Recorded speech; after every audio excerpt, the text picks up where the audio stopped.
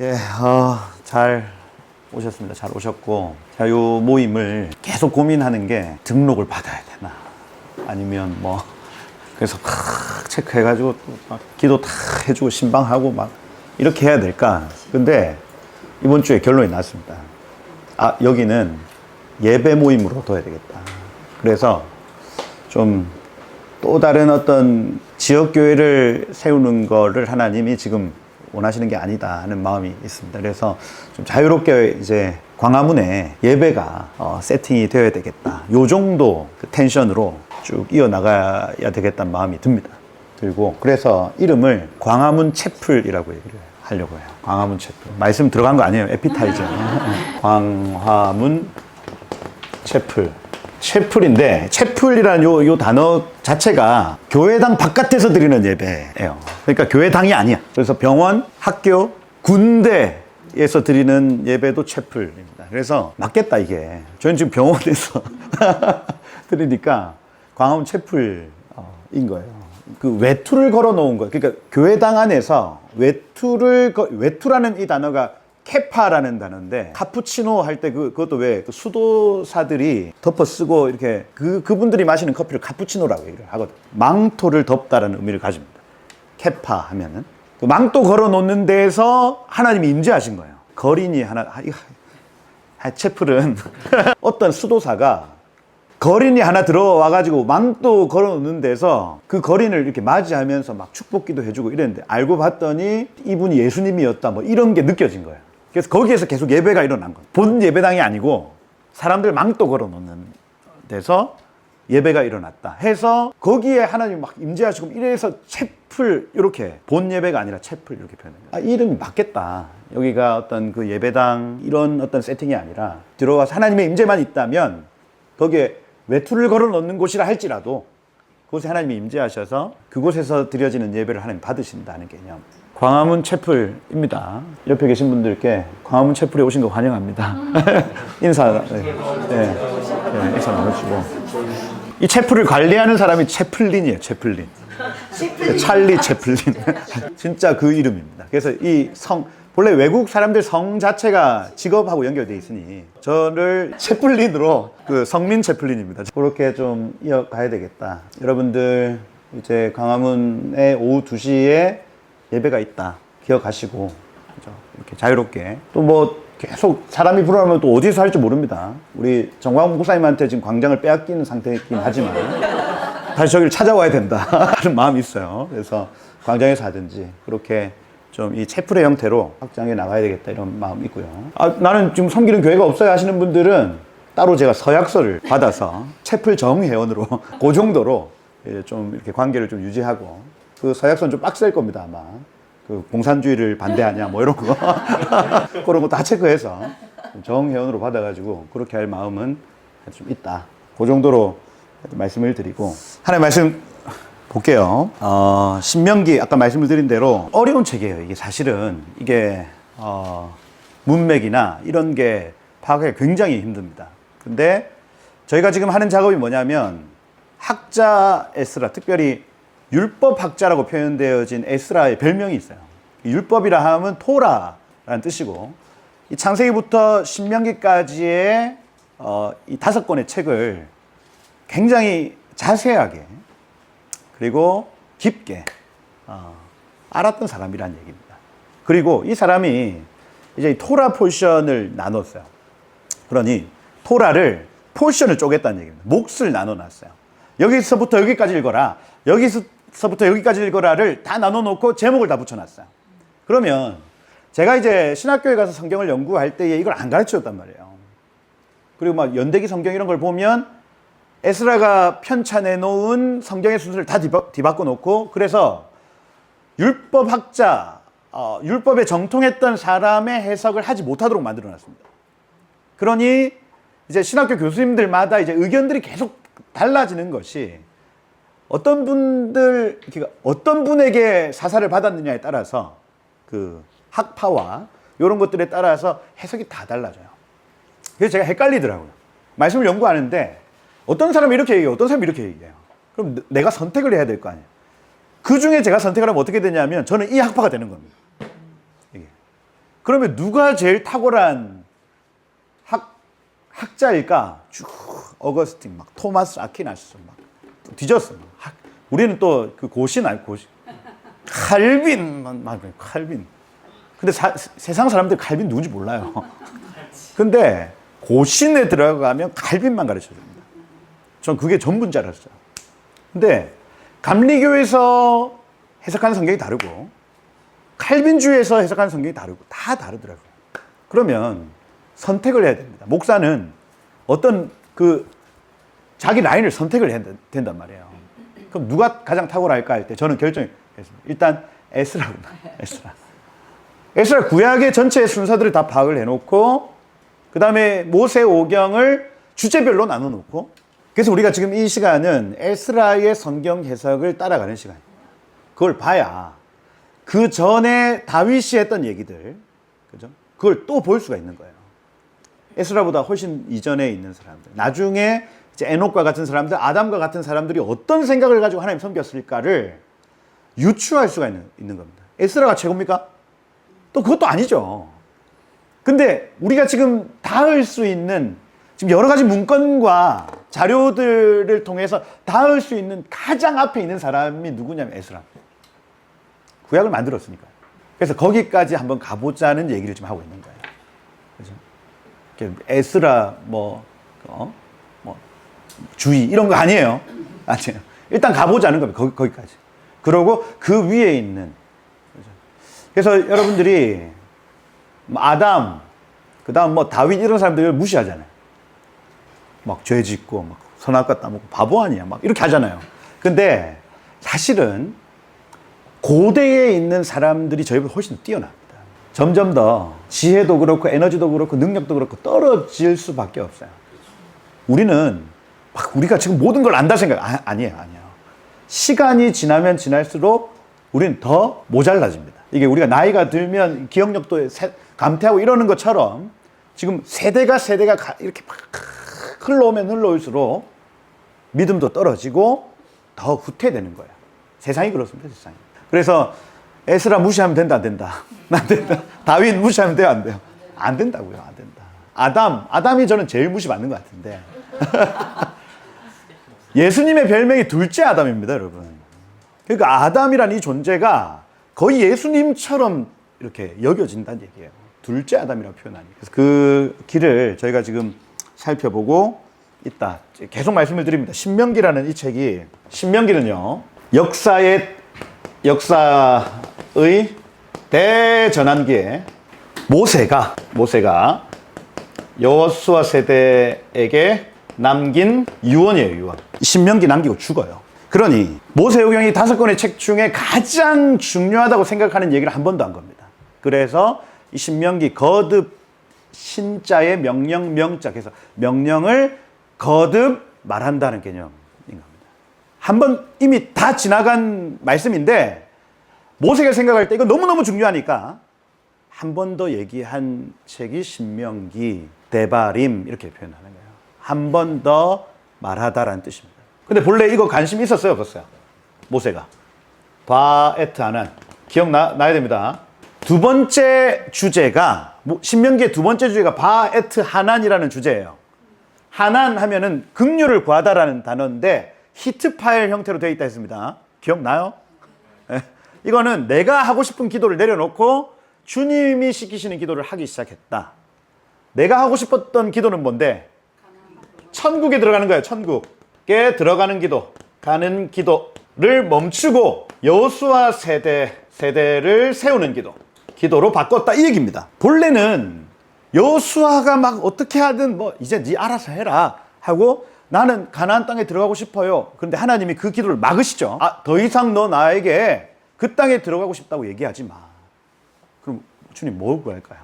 저 여호수아 세대를 세워라. 그래서 제가 이걸 모세의 제2의 회심이라고 얘기를 했습니다. 떨기나무 숲에서 첫 번째 회심이 나타났지만, 그래서 지금까지 순종해 왔지만, 주님 저 천국 가고 싶어요 하고 얘기했던 이 모세가 이제 그만, 너 그거 이제 그만 구하고 너 이 다음 세대를 세워. 그때부터 유언처럼 남기는 얘기가 지난주 얘기였습니다. 첫 번째 유언이 뭐였어요? 에케브. 세 번째 신명기의 첫 번째 문단이 데바림이라는 문단입니다. 히브리어라서 힘든데 이거 그냥 적어 놓으시면 데바림 해서 신명기 1장부터 3장 22절까지가 데바림, 그리고 3장 23절부터 바에트 하난이라는 주제로 들어간다 했습니다. 여기에 그 내용이 나와요. 야, 그 기도하지 말고 여호수아 세워. 그 내용이 바에트 하난이 어디까지 가냐면 7장 11절까지 이어져요. 그리고 7장 12절부터 지난주 7장 12절부터 11장 25절까지가 에케브입니다. 에케브 해서 발꿈치. 근데 결과물이라고 했어요. 사람의 인생, 이게 첫 번째 유언입니다. 모세가 여호수아 세대에게 남긴 첫 번째 유언이 뭐냐면, 야, 듣고 지켜 행하는 삶에는 결과물이 있어. 이걸 제일 먼저 가르쳐요. 여호수아 세대야, 너희가 하나님의 말씀을 듣고 지켜 행한다면 반드시 결과물이 나타나. 이걸 가르쳐줘요. 그럼 우리가, 자 보세요, 우리의 기도가 지금 천국에 들어가고 싶어요 하고 기도하고 있다면 하나님 그거 멈추게 하시고, 야, 너 다음 세대에게 이거 가르쳐. 아니 주님, 저 천국 들어가는 신앙, 내 신앙 스톱. 너 그렇게 지금 살지 말고 너 다음 세대에게 너의 신앙을 가르쳐. 그게 이 두 번째 문단에서 우리가 해야 될 일들. 천국 가고 싶죠? 저는 가고 싶거든요. 근데 그건 우리가 막 구한다고 막 주여 천국에 보내주소서 요런다고 들어갈 수 있는 게 아니라, 하나님 그 기도 그만하게 하시고 너의 아이들, 너의 세대들을 세워라. 그래서 모세가 세우기 시작하는데 가장 먼저 하고 싶은 말이 뭐였냐면, 하나님의 말씀을 듣고 지켜 행하는 삶에는 열매가 나타난단다 하고 가르쳐 준 거예요. 그게 지난주 본문의 주제였습니다. 어떤 열매였어요? 기억나시는 분? 자녀의 복. 두 번째, 재정의 복. 세 번째, 건강의 복. 건강의 복. 네 번째, 샬롬의 복입니다. 평강의 복. 네 복이요. 쉐마 샤마르아사. 듣고 지켜 행하는 삶에는 네 가지 복이 있습니다. 반대로 듣지 않고 지키지 않고 행하지 않으면 열매가 없겠죠. 이렇게 되는 겁니다. 지금도 하나님이 일하시는 방식. 저도 이제 신앙생활을 해보면 교회는 믿음 사회거든요. 그러니까 저 같은 사람들은 사실은 그 믿음을 돋아주는 사람인 겁니다. 하나님 이렇게 일하시는 분이시고, 하나님 이번 주에 이렇게 말씀하셔 하고 계속 선포를 해주는 거예요. 하나님 일하실 것에 대해서. 근데 이제 그 유튜브에 제가 이제 억으로 끌려고 이번 주에 이렇게 할 겁니다. 막 이렇게 올려. 그러면 조금 그 시니컬하신 분들은 어떻게 장담해? 막 이렇게 한단 말이에요. 근데 믿음의 법칙에 대해서 이해하지 못하면 그렇게 할 수 있습니다. 근데 저 같은 사람은 계속 하나님 이렇게 하신다고요. 하나님은 이런 분이라고요 하고 계속 여러분의 이 삶에 누구도 그렇게 얘기해 주지 않거든요. 그냥 안 돼, 야, 네가 무슨 뭘 해. 대부분이 한 80%, 90%는 그렇게 얘기할걸요. 근데 하나님은 그렇게 말씀 안 하시더라니까요. 아니, 너 될걸? 내가 도와줄게. 계속해서. 그래서 이렇게 선포되어지는 말씀 중에 여러분들이 이게 뭔가 받아들여지는 부분이 있어요. 계속 제가 지금 1시간 정도 이렇게 막 얘기를 하는, 뭐 모두가 받아들여지는 게 아니고 그 중에 어떤 모먼텀이 있습니다. 저건 지금 나에게 하시는 말씀인 것 같아. 그게 믿어지기 시작하면 그때부터 여기에서 이상한 일들이 나타나요. 하나님이 일하심을 막 느끼기 시작하는 겁니다. 할렐루야. 그래서 이 말씀을 들으실 때 교회는 믿음 사회이기 때문에 믿으셔야 돼요. 하나님이 저렇게 일하실 거다 하고 믿어야 일은 나타납니다. 일이 나타나요. 믿는 증거가 뭔데? 말이에요, 말. 내가 저게 믿어진다고 하는 게 어떻게 드러나냐면 내 말이 바뀌어요. 말이. 저는 안 돼요. 그럼 안 믿어지는 거예요. 말이 바뀌고, 말이 바뀌면 그 다음에 태도가 달라지기 시작하거든요. 그러면 어느 순간 임계점이 딱 통과하면 그 일이 나타나도록 되어 있습니다. 그게 믿음인 있다는 거. 그래서 성도의 삶에 듣고 지켜 행하면 열매가 나타난다 하는 게 지난주 본문이었다면 이번 주 본문 이제 시작. 지수야 잘 있나? 괜찮아요. 알겠어요. 네, 조금만 참으세요. 이번 주가 네 번째 르에라는 주. 르에. 히브리어라서 좀 어렵습니다. 르에라는 주제를 가지고 신명기 11장 26절부터 16장 16절까지를 읽어야 된다는 얘기입니다. 이게 에스라가 남겨놓은 챕터예요. 챕터. 르에. 따라해보세요. 르에. 여호와 이레 할 때 그 단어가 똑같은 단어예요. 르에 하면 라아라는 단어를 씁니다. 보다라는. 보다. 관찰하다인데 이게 명령형으로 되어 있어요. 명령형. 그러면 보다 관찰하다의 명령형은 뭐라고요? 보라 이렇게 되겠네요. 보라. 그게 신명기 11장 26절에 나와 있는데 우리 한글 성경에는 번역을 안 해놨습니다. 내가 오늘 복과 저주를 너희 앞에 두나니 이렇게 해놨는데 둔 것을 봐라 라는 뜻입니다. 봐라. 이번 주는 유언 두 번째입니다. 복과 저주를 내 앞에 두었으니 봐라. 봐라라는 뜻. 그래서 모세의 유언. 이 첫 번째 유언이고 두 번째 유언입니다. 하나님은 여러분의 삶에 복과 저주를 앞에 딱 놓으셨다는 얘기예요. 이게 이스라엘 백성들한테 두 번째 가르쳐주는 유언입니다. 이스라엘 백성들아 잘 들어봐. 하나님은 너희 앞에 복과 저주를 딱 두었어. 그럼 복을 취해라는 얘기겠죠. 복을 취해. 하나님 복만 주시는 분이 아니라 복과 저주를 앞에 두셨다는 얘기를 하고 있는 거예요. 복을 취하기 위해서는 우리가 뭐 해야 된다고요? 아까 신명기의 주제 세 단어. 듣고, 지켜, 행한다 이겁니다. 듣고, 지켜, 행한다. 이 수밖에 없대요. 그러니까 지난주에 설명했던 대로 들어야 되고 지켜야 되고 파수한다는 게 지켜야 되고 들은 것을 누가 뺏어가니 지켜내야 되고 그리고 지켜내면 그것이 이제 행동으로 내지는 삶으로 나타나야 된다는 얘기입니다. 그러면 어김없습니다. 열매가 나타나고 복이 찾아온다. 복과 저주 중에 복이 찾아온다는 개념을 가르쳐주고 있어요. 그게 27절에 나오지 않습니까? 너희가 만일 내가 오늘 너희에게 명령하는 하나님 여호와의 명령을 들으면 복이 될 것이요. 28절에 듣지 아니하면 저주를 받으리라. 굉장히 심플합니다. 쉐마. 그래서 여러분 쉐마 신앙이라고 얘기를 하는 거예요. 하나님의 말씀을 들어야 한다. 두 가지라고 했습니다. 하나님의 말씀을 듣는 통로. 기억나세요? 그렇지. 일반 계시와 특별 계시 두 가지였습니다. 일반 계시는 일반적이라 했죠. 근데 우리는 일반적으로 생각을 안 한다 했습니다. 막 들리는 음성. 특별 계시는 뭐였어요? 성경이에요, 성경. 그래서 우리는 하나님의 음성을 어떻게 듣습니까? 할 때 기록된 말씀과 들려지는 내적 음성으로 듣는다고.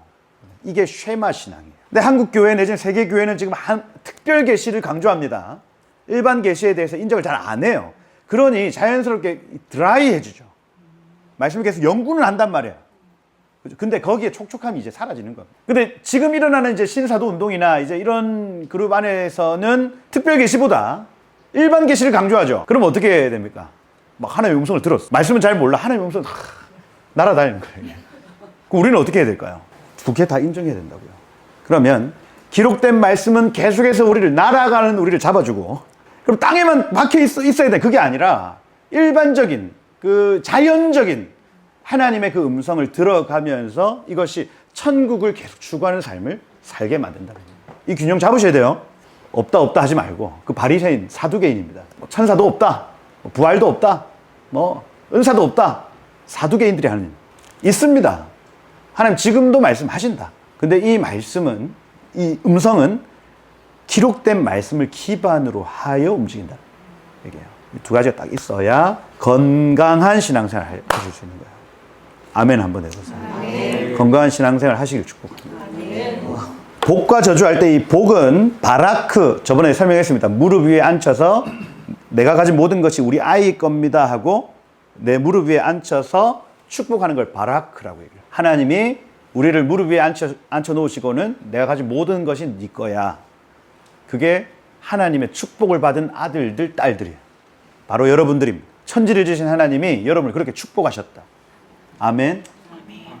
안 믿네. 아멘? 네. 여러분 복 받으신 분들이에요. 그럼 여기 저주라는 이 단어는 켈랄라라는 단어입니다. 칼날이라는 단어.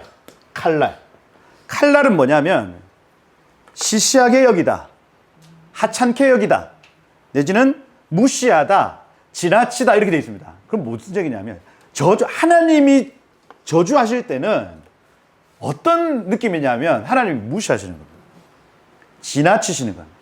시시하게 여기는 겁니다. 하찮게 여기는 겁니다. 이게 저주의 뜻이래요. 그럼 여러분 악플보다 무서운 게 무풀입니다. 그 무슨 얘기냐면 관심 없으면 여러분들한테 뭐라 하지도 않아요. 그럼 하나님의 저주는 막 두드려 맞는 게 저주가 아니고 하나님이 우리를 저주하시는 건 가만 내버려 두는 거예요. 그럼 생각을 한번 해보세요. 여러분 주변에 하나님 막 저주해. 자기가 하나님 막 저주하고 하나님 믿는 사람들 막 핍박하는데 아무런 일이 안 일어나요. 저 사람한테는. 축복입니까? 그게 제일 큰 저주라는 거예요. 언약 백성이라면 하나님이 두드려 패요. 야, 정신 차려. 뭐 하는 거야? 두드려 팬단 말이에요. 그러니 세상 사람들보다 여러분들이 더 두드려 맞죠? 아니, 지금 맞으신 것 같은데. 아니, 저 세상 사람들은 저렇게 타락하고 저렇게 하나님 말씀대로 안 사는데 떵떵거리고 자요. 여러분 친척들만 생각해 보세요. 여러분 안 믿는 친척들이, 여러분은 예수 믿는데 뭔가 잘 안 풀리는 것 같고 저 친척들은 예수도 안 믿는데 막 풀어지는 것 같아, 막 인생이.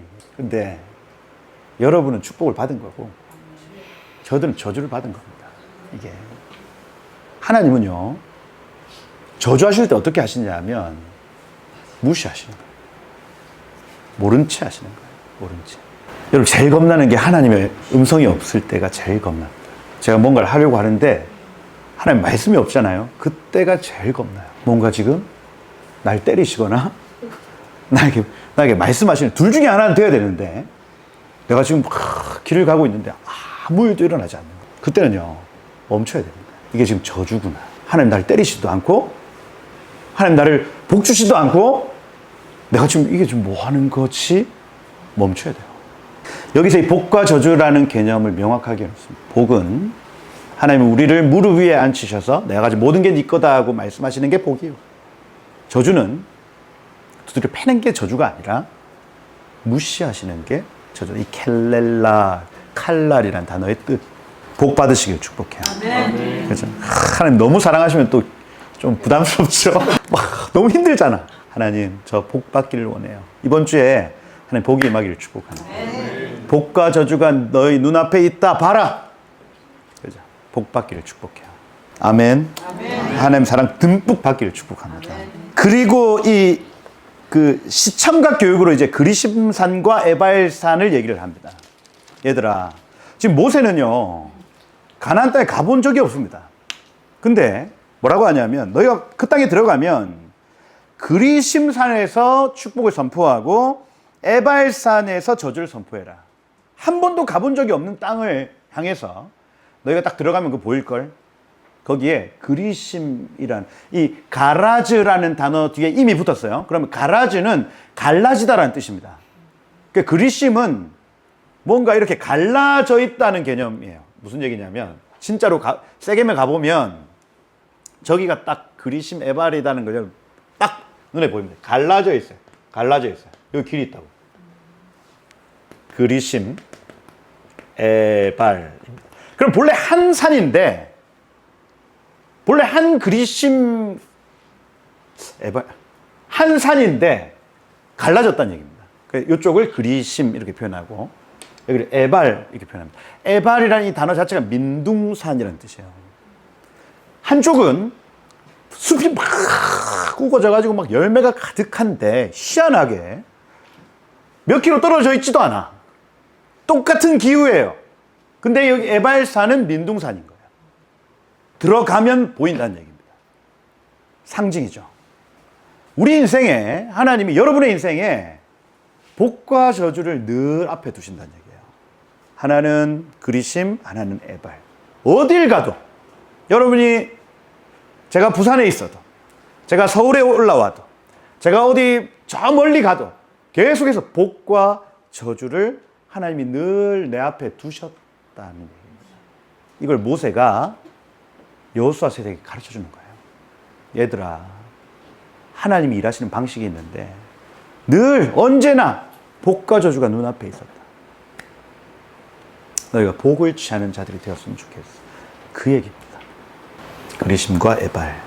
그리고 끝났다. 지수야 끝났다. 네, 끝났어. 여기 12장 1절부터 32절까지는 강조점이 택하신 곳에 가라, 그리로 가져가라, 택하신 곳을 가라 계속 합니다. 여기 3절, 12장 3절에 그곳에서 동그라미 쳐야 되고요.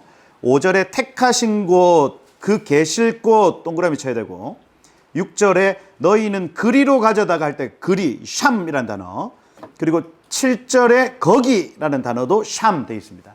그러니까 하나님이 계속해서 그 장소에 가면 보인다, 그 장소에 가면 보인다, 이렇게 약속을 하는 거예요. 복과 저주가 정확하게 갈려질 한 장소가 있다. 그 장소를 어디로 두냐면 바로 예루살렘입니다. 그곳에 가서 11절에 보면 번제를 드려라, 희생제물 드려라, 11조 드려라.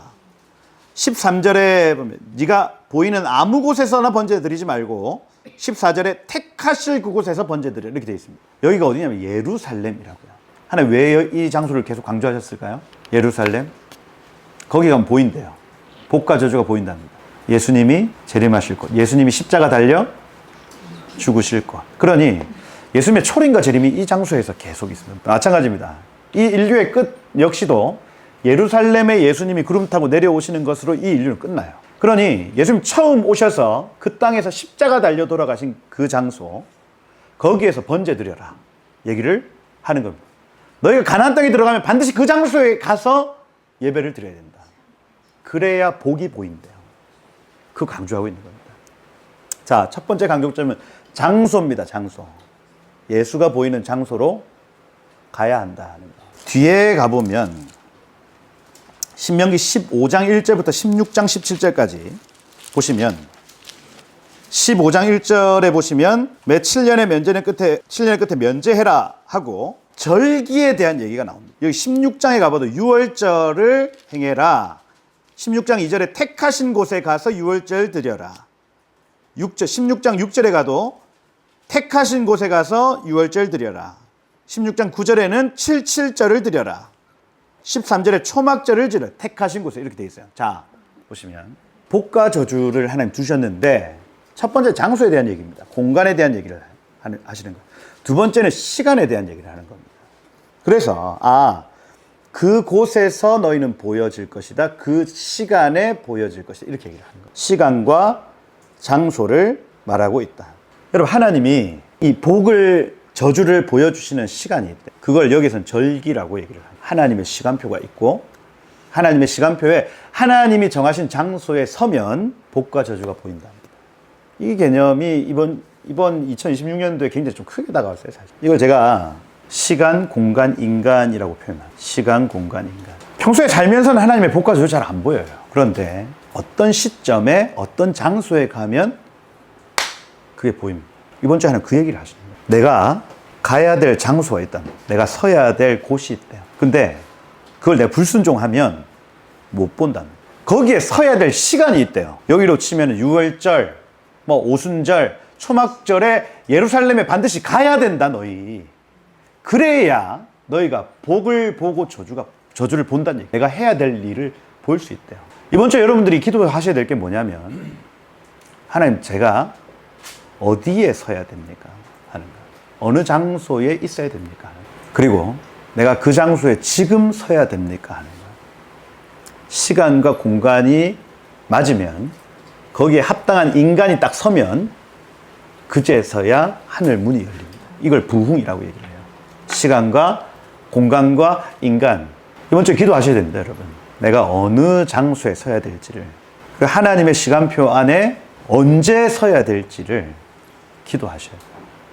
그걸 지금 여기 적어놓고 있습니다. 그러면 여러분들이 복을 선택할 수 있습니다. 저도 마찬가지예요. 저도 여러분 저 뭐 아무 도시에서나 어떤 지역에서나 사역할 수 있잖아요.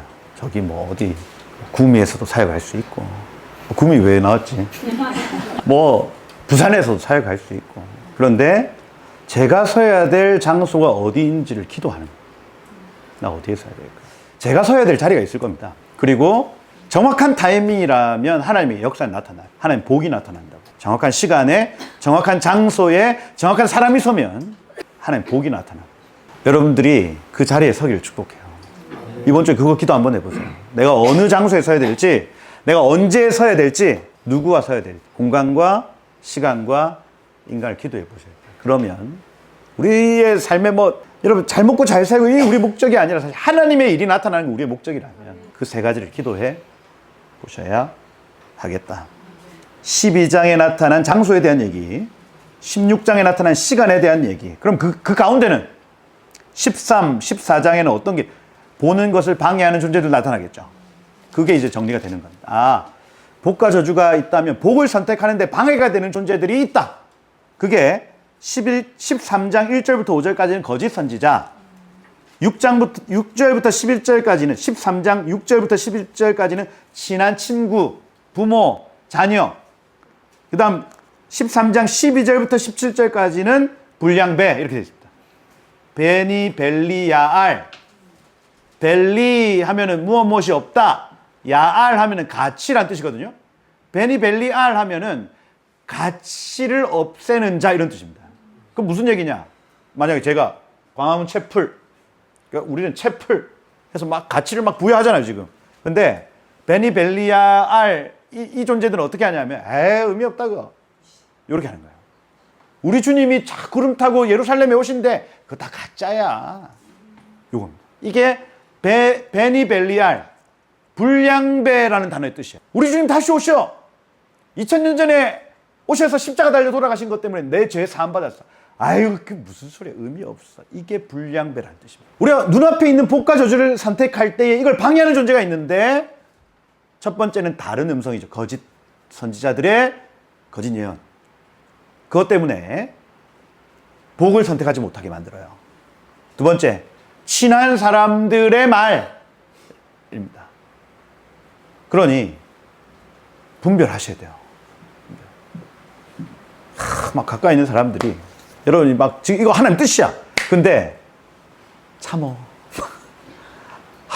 우리는 어떡하려고 그래. 막 계속 그죠? 인간적인 정의나 이런 것도 막 얘기한다. 방해가 될 수 있습니다. 열매가 있는 선택을 할 수가 있고 열매 없는 선택을 할 수 있는데 방해한다. 그리고 세 번째 베니벨리알, 무가치하게 만드는 자들. 야, 그거 될 것 같아. 안 돼. 이거 세 가지 분별하셔야 하겠다 이번 주에. 이 방해를 분별하는 방법을 14장 끝났어요. 좀 몇 시고 끝났습니다. 분별하는 방법을 14장에 적어놨는데 정한 짐승, 부정한 짐승 얘기죠. 그래서 요거 유튜브에 다 있습니다. 정한 짐승, 부정한 짐승 얘네들의 특징을 한번 살펴보시면 이거 분별 가능하대요.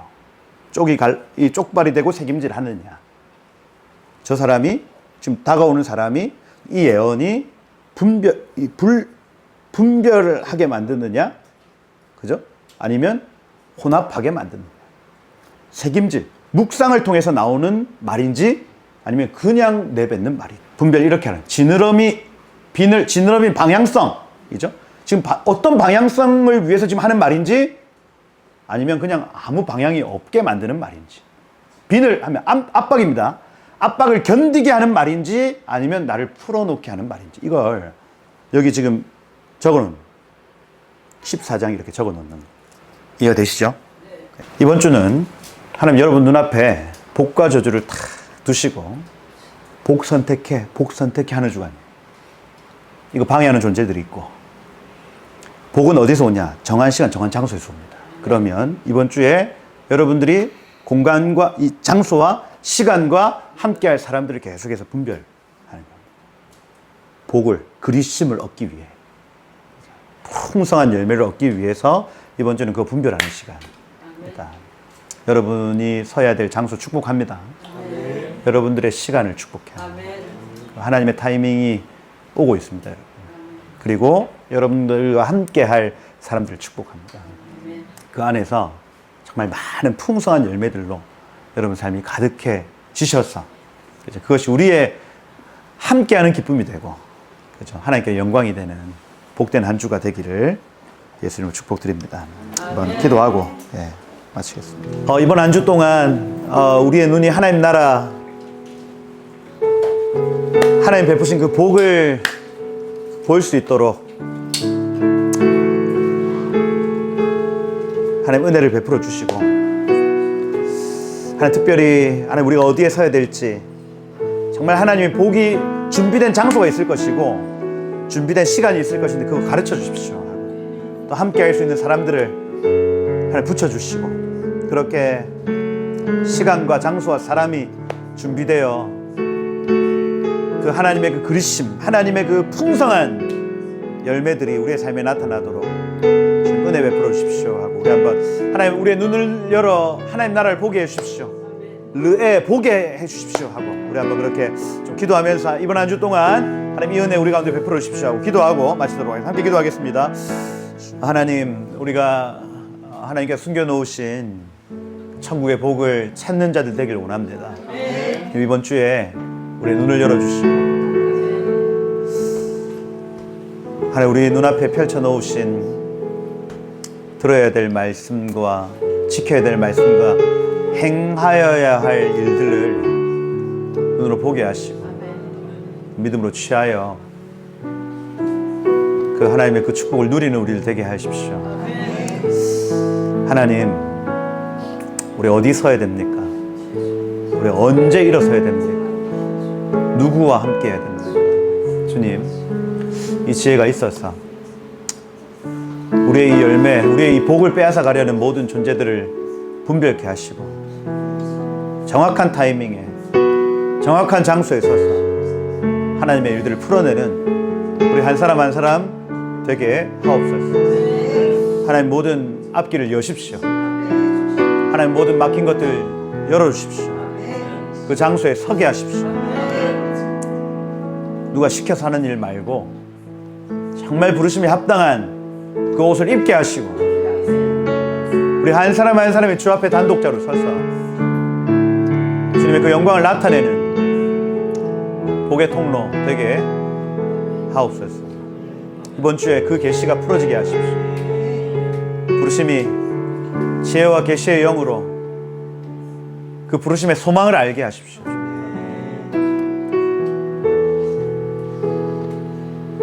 모든 둔하여진 영적 감각들은 살아날지어다. 둔해지고 무디어진 모든 감각들아 살아날지어다. 우리의 영을 깨워주시고 하나님 우리의 삶에 어떤 복을 주시기를 결정하셨는지를 발견하고 뒤로 물러나지 아니하고 힘차게 그 길을 가는 복된 한 주 되게 하옵소서. 하나님 주의 또 전에 공수로 오지 아니하고 하나님 또 예물 드린 모든 손길들 기름 부어 주셔서 하나님 금과 은의 주인이신 주님 우리의 삶을 풍성케 하시고 자녀의 복, 재정의 복, 건강의 복, 평강의 복을 주시겠다 약속하신 주님 우리의 복이 되어 주시고 이 예배 받아주시고 이 예물이 흘러가는 모든 곳들에도 하나님 나라가 함께 흘러가게 하시고 그렇게 이 재정의 영역, 우리 삶의 영역에 하나님 나라가 실제로 임하는 복된 섬김이 되게 하옵소서. 그렇게 이번 한 주 동안 역사하시고 일하실 주님을 찬양합니다. 주님 모든 영광을 주님만 받아 주십시오. 감사드리며 살아계신 예수 그리스도의 이름으로 기도드립니다. 축도하겠습니다. 지금 우리 주 예수 그리스도의 그 크신 은혜와 하나님의 사랑과 성령의 교통하시고 눈을 밝히시고 알게 하시고 보게 하시는 은혜가 오늘 하나님이 놓아주신 복과 저주 가운데 복을 선택하기를 소원하고 합당한 장소, 합당한 시간에 합당한 사람들과 함께 주의 일을 하기를 소망하는 우리 모든 지체들의 머리 위에 지금부터 영원토록 함께 있을지어다. 아멘.